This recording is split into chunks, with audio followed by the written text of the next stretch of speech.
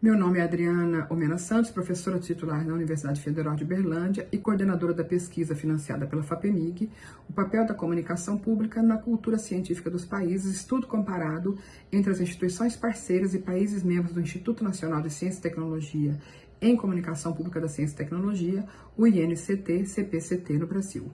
A pesquisa estudou a comunicação da ciência em países e instituições participantes do Instituto Nacional de Ciência e Tecnologia de Comunicação Pública da Ciência, buscando observar a relação da produção de conhecimento com a sua divulgação pelas instituições, ou seja, entender como a relação entre ciência e sociedade pode ocorrer por meio da comunicação de interesse público. Esse estudo observou a legislação sobre ciência e tecnologia nos países envolvidos, em especial Brasil, Estados Unidos, Inglaterra, Espanha e Portugal, e investigou em quais condições ocorre a relação entre ciência e sociedade no âmbito do site das instituições selecionadas, considerando ações de divulgação da ciência com foco no interesse público.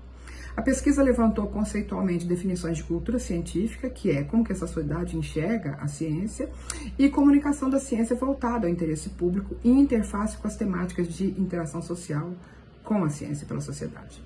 A investigação envolveu coleta de dados sobre a legislação e dados públicos de publicações referente às páginas das instituições selecionadas, membros do Instituto Nacional de Ciência e Tecnologia,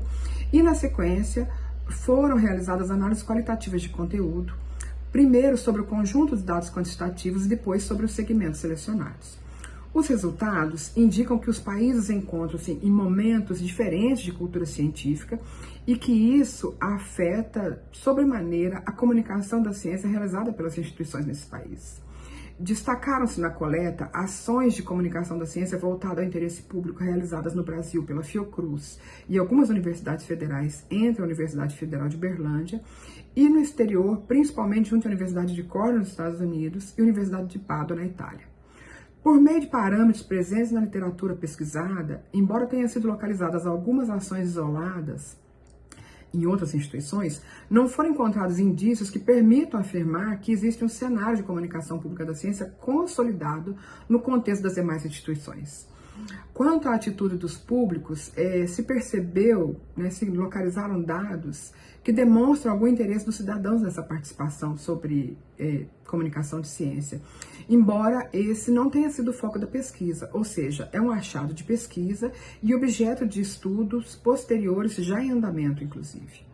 Esse trabalho é limitado no sentido de que os achados se referem exclusivamente aos dados empíricos observados, encontrados nos veículos e sites selecionados, sem incluir, por exemplo, questões estruturais de ordem política ou institucional no que tange às instituições analisadas e que também são objetos de novos estudos já em andamento.